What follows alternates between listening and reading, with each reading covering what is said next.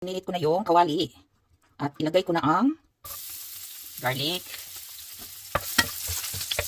Antayin lang natin ma-brown siya ng konti. Tapos ilagay natin yung onion. So, ayan, brown na siya.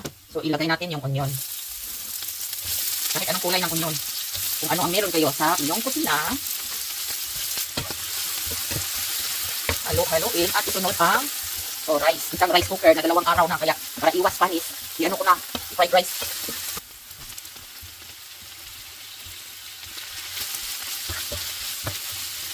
So, yan ang ham.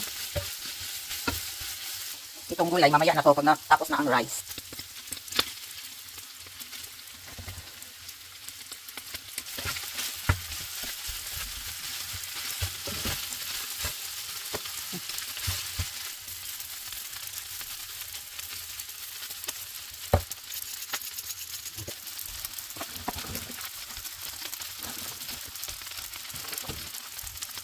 So, yan. Wala na ako i-slice guys. Kalugbo naman gihapon. So, yan. So, ayan na ang garden fried rice. So, yan. Halo-haluin. Takpan sandali. Yan. Ganyan lang guys. Halo-haluin. So, ayan na siya guys. Oh, di ba? Masarap. Talagang, talagang mapapakain na ako. Oh.